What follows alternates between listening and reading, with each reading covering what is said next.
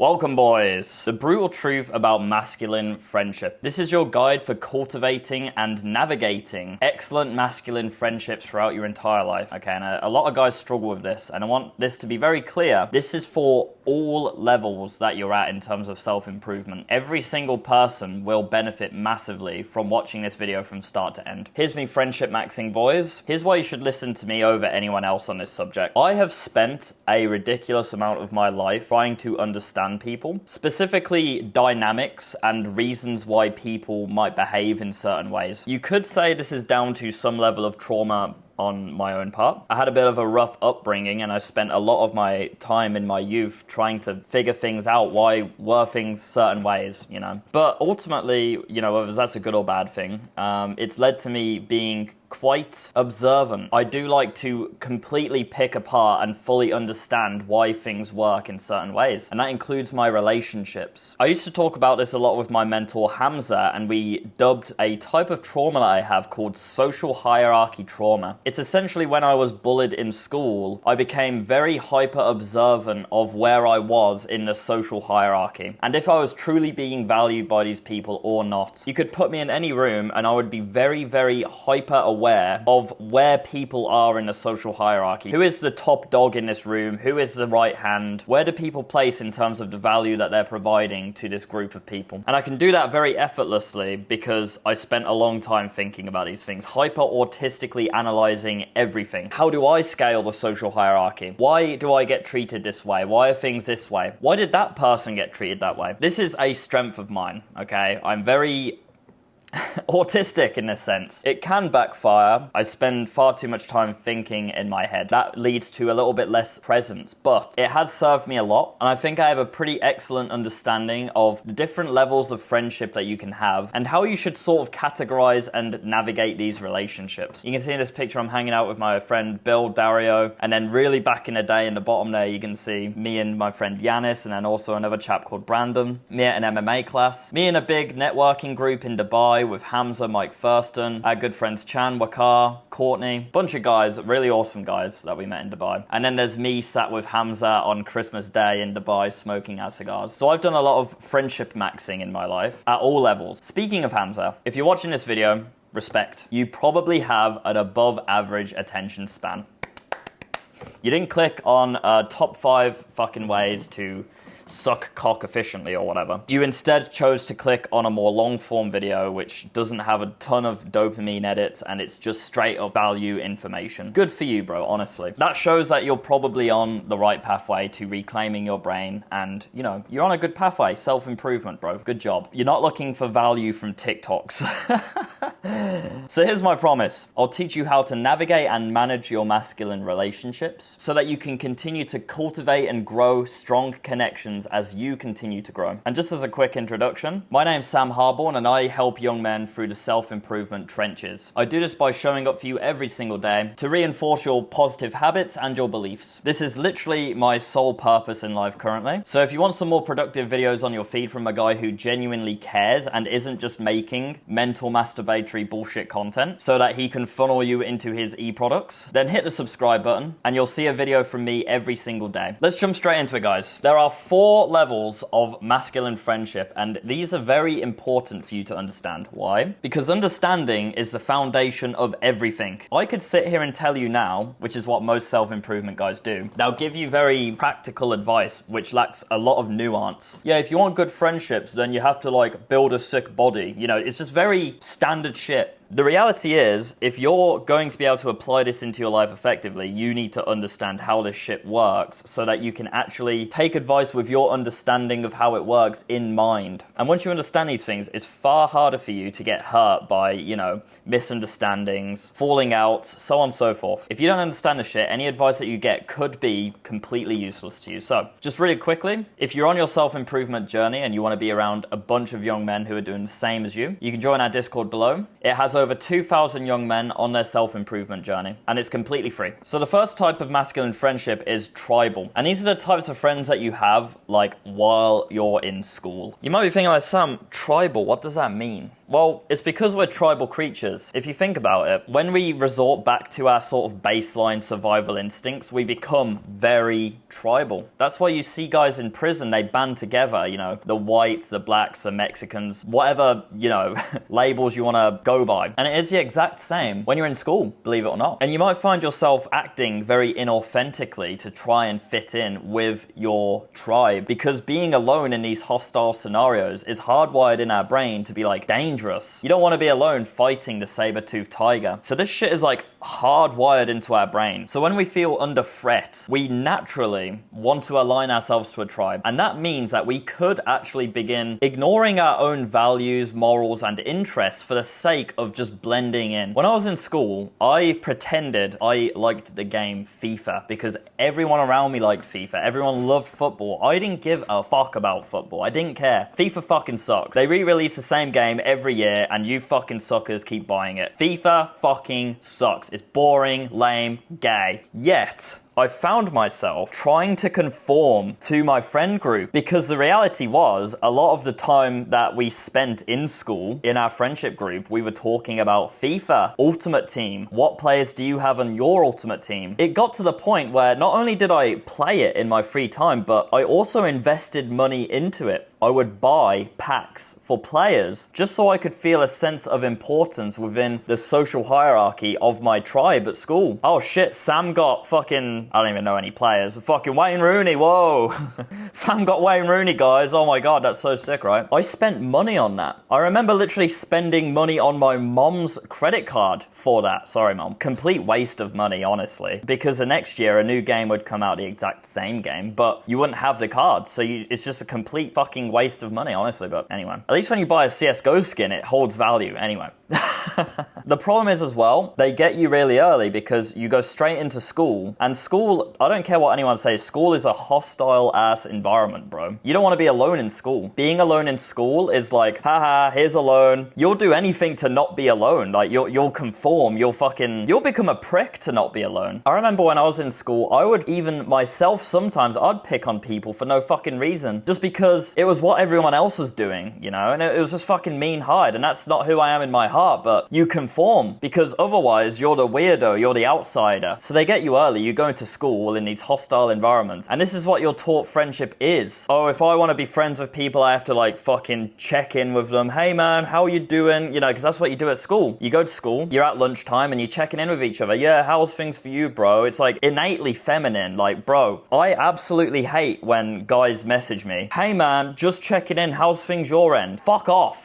Fuck off, bro. I hate that. Maybe that's just me. Maybe I'm like a little bit like finicky, but I just hate when people message me without a clear intention. To me, it's just like gossipy. I don't care. Bro, I'm on my own mission. Unless you have something like juicy for me, or you have a reason to be messaging me, don't bother. I don't care about like, hey, hope you're good, bro. I don't care. That's a pet peeve. But it's like, it's kind of feminine, bro. Like, as men, we don't need to be checking in with our friends and be like, yeah, how's things your end? What are you doing today, bro? Like, we don't care. It's gossip. And then I've already said, but like conforming to the group, like you have to like literally mold yourself into the status quo of the group, because there's going to be guys in the group who are naturally stronger personalities, and you're going to find that the rest of the group are going to sort of just mesh into that. The guy at the top of the social hierarchy, you know, they're going to have the most say, and you see this in female circles as well. You see this all the time. I could look at any female friend group and know straight away who's the one running the shit, you know. So this is fucking legitimate stuff, okay? These stronger personalities, everyone else is going to conform to the wants and the needs and the interests of the stronger personalities, the stronger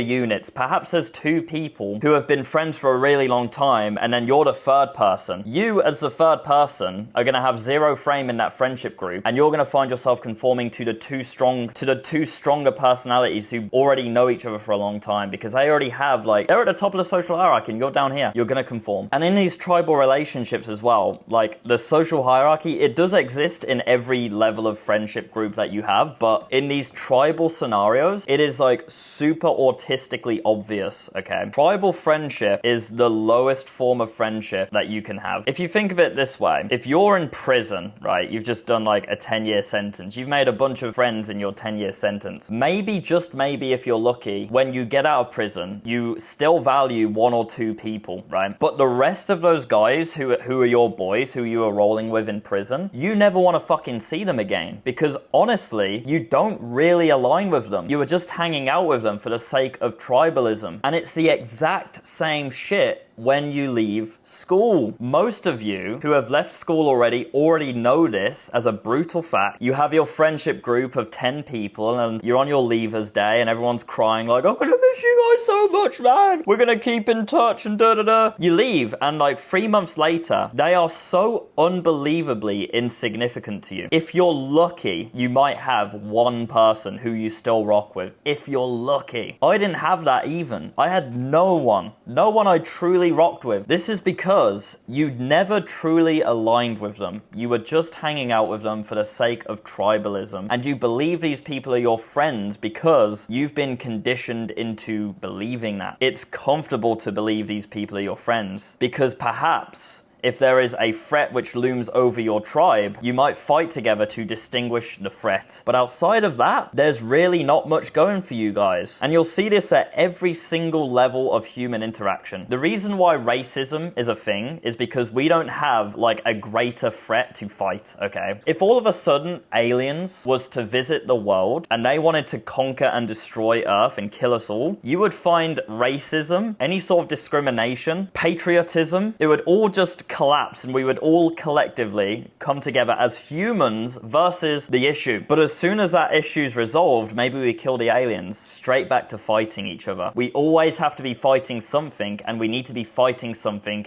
as a tribe. Tribal friendship is the lowest form of friendship. Avoid. So that's tribal friendship. Next is impartial. Impartial friendship is a symptom, in my opinion, of one of two things. Impartial friendship is almost worse than tribalism in some ways. Let me put it this way. If someone was to say, like, oh yeah, bro, they're having a party. Yeah, bro, do you think Sam could come? Sam Harborne? And then the guy would be like, yeah, Sam can come, I guess. That is impartial friendship, okay? Your presence is welcome, really, but it's not really fucking valued, you know? You've probably experienced this before, where you've met people and, like, they're okay to hang out with, but outside of that, really, it doesn't really make much of a difference if they're there or if they're not there. Maybe you feel like that guy yourself sometimes. And just be clear, this can naturally happen. Like, you're not going to align with everyone, especially if you have very different values. You might find that, yes, you are impartial because you don't hate each other, but it's just like, I don't really care if you're there or not, you know? But I think a lot of people, they continually fall into this category. And in my opinion, the reason why that happens is because you fail to actually transition out of your conditioning as to what friendship is from the tribal side of things into what actual masculine friendship is. Your tribal framework in how you navigate your friendships is actually making you live inauthentically. You are still trying to sort of conform to the group in a weird way. Some journaling prompts for you, okay? Are you speaking your truth? Are you truly behaving in a way which aligns with your heart? Are you holding information back? Are you not saying something which you wish you said? Because frankly, if you are, people can see it in your body language, and people are going to be really turned off by wanting to speak to you because they can see that you're not living truthfully, you're not authentic. And are you comfortable in your own skin? Do you genuinely feel completely fine with just being alone, no distractions, not being around people? Are you comfortable just being in your own skin? Like I say, falling into this category can be natural, but if you're finding that you're falling into it more often than not and you're struggling to really connect with people and to feel valued by people, this might be your issue. And that's usually because you've not transitioned out of the tribal friendship, okay? In my opinion, impartialness is just completely unacceptable. You want to be either a fuck yes, Sam's coming to the party, let's fucking go, this guy's awesome, he's going to bring the vibes, or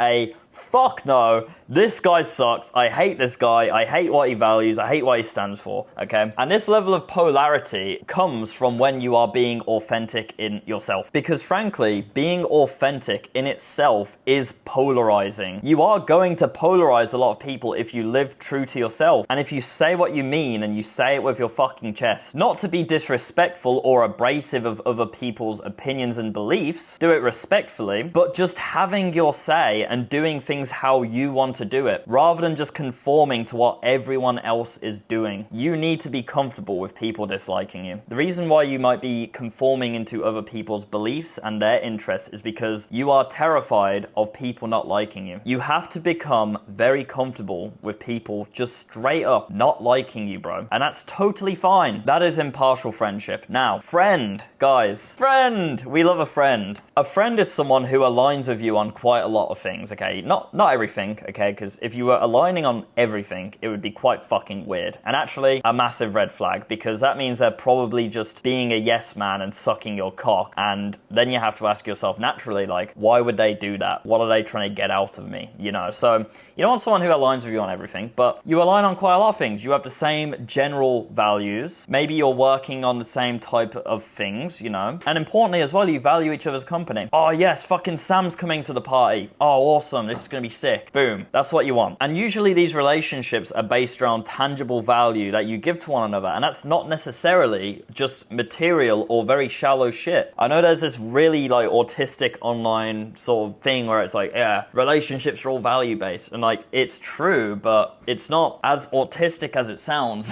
The value that you could give isn't just very shallow bullshit. It's actually just, it could just be things like making someone laugh. Like I had such a fantastic relationship with Hamza, for example, my mentor, because initially I was just able to fucking make the guy laugh. And also I lived authentically to my core, despite what everyone else might do, behaving around someone like Hamza. I didn't give a shit and I just behaved how I wanted to behave. And usually that is trying to make people laugh with some silly, goofy humor. And Hamza really fucking appreciated that, because it's very rare that you meet someone who is living true to themselves and is authentic and isn't trying to put on too much of a fucking mask, trying to impress people, trying to conform. It's lame. So the value you can give isn't just shallow shit, okay? You can just make people laugh. You can make people happy, bring a smile upon their fucking face, okay? On the flip side of this though, like you can run into some issues. You can become friends with people where you sort of just share the same instant gratification activities as them. When I was super depressed, I didn't have any friends, but I wanted to start making some friends. So the only thing I really knew what to do was to just message some old friends from school and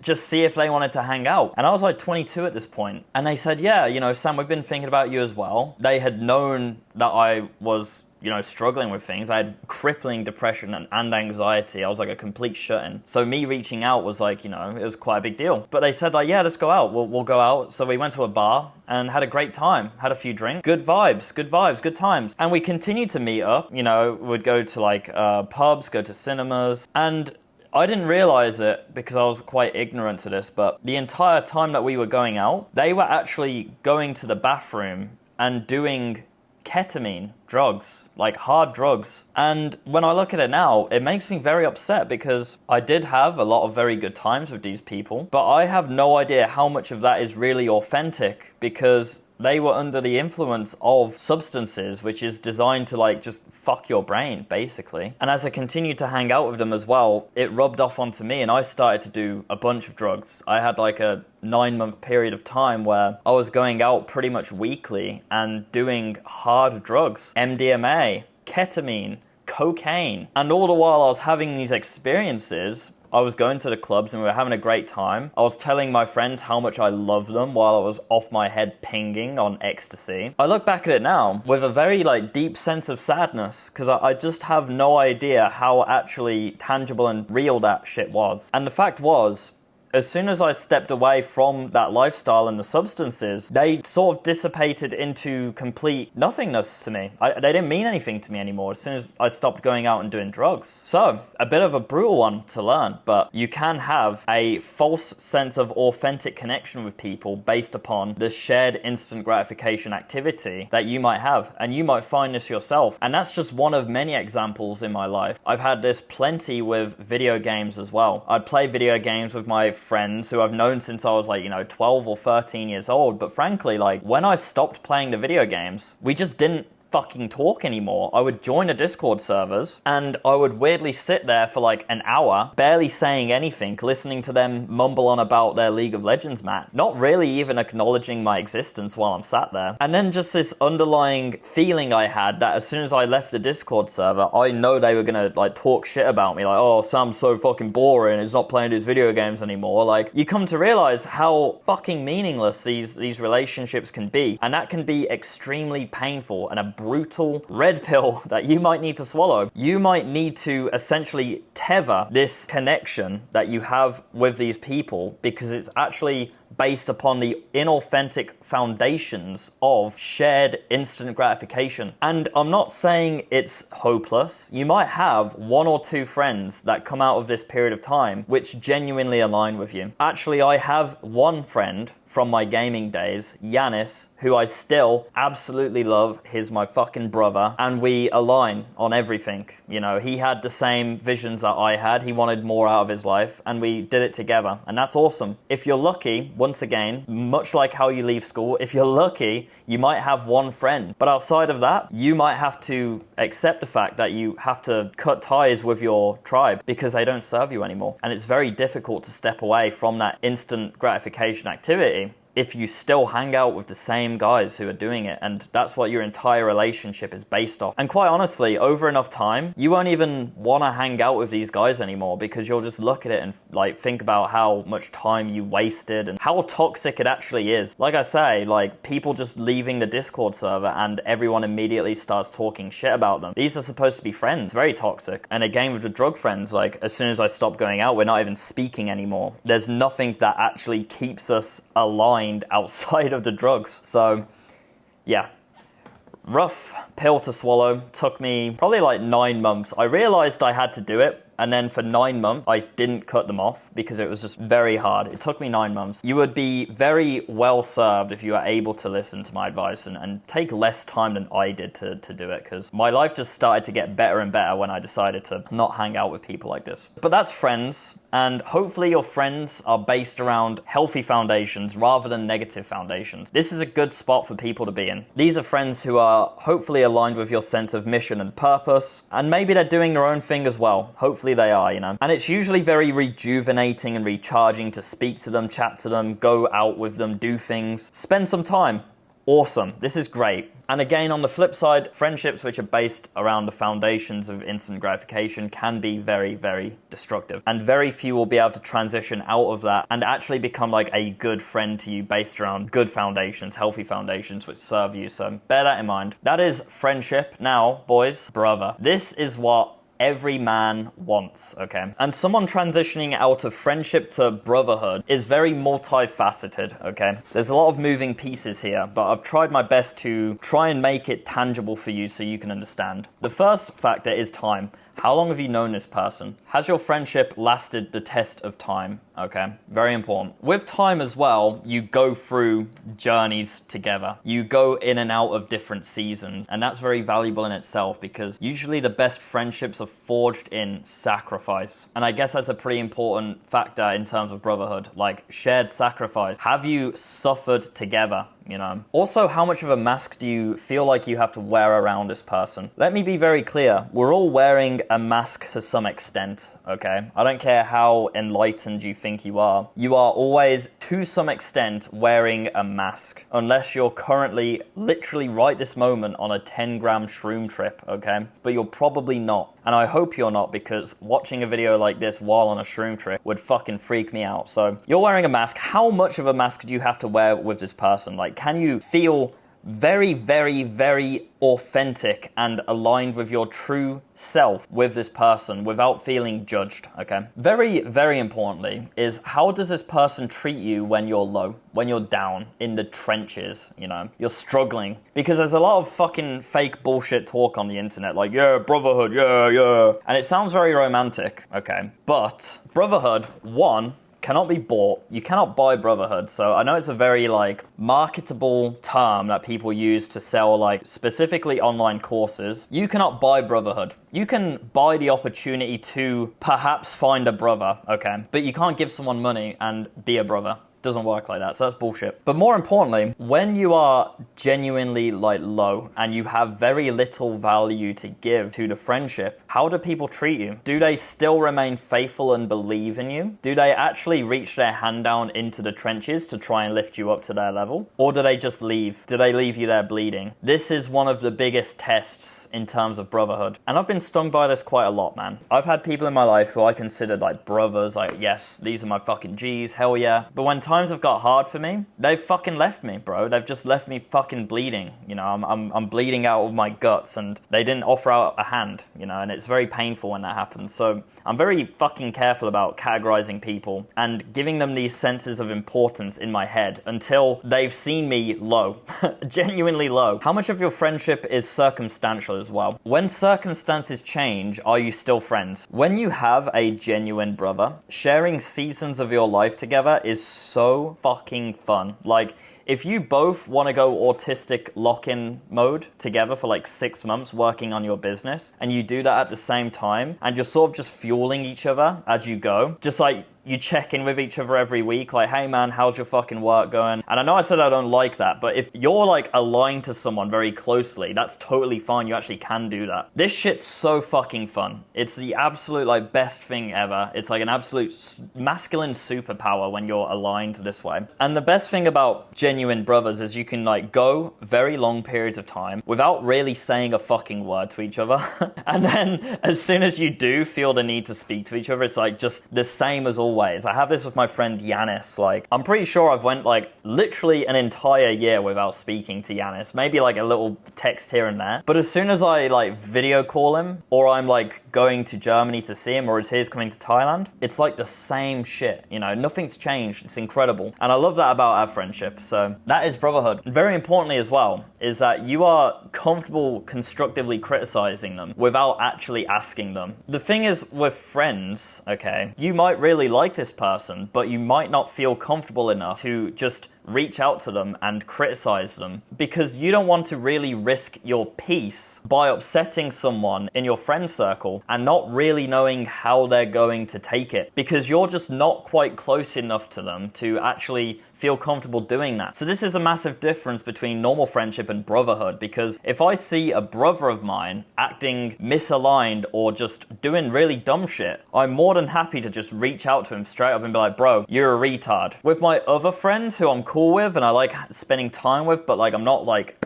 tight with them, less so, far less so. To me, it's not worth risking my peace and annoying someone or attacking someone's ego because I'm not entirely sure how they're going to take it. And this is why brotherhood is so important, because quite frankly, no one is going to be willing to risk their peace to try and better you as a person unless they're a brother. And another thing as well, it is genuinely painful when you become misaligned with a brother. So it's quite interesting for me because I live on a tropical island in Thailand and people are constantly coming in, leaving all the time. So I make a lot of friends and that's awesome. But then eventually these friends leave and it's like, you know, a little bit sad, but it's like, you know, whatever, it is what it is. This is a man on his mission. He needs to go somewhere else to do his mission, fine, you know. But I mean, just today, when I was making this PowerPoint for you guys, I actually got a voice message from my friend, Jack Plant, and he said to me like, yeah, bro, I'm gonna move to Bangkok. I need to be in the city to work on my business. I need to be around my mentor. My mentor lives there. I'm gonna move to Bangkok. It felt like I got like fucking shot in the chest a little bit, you know, because this is a guy who I genuinely feel very aligned with right now. We're both like very locked in grind mode. We're in the same season of life. I have a lot of friends on this island, but I don't have anyone on the island currently who I feel like is in the same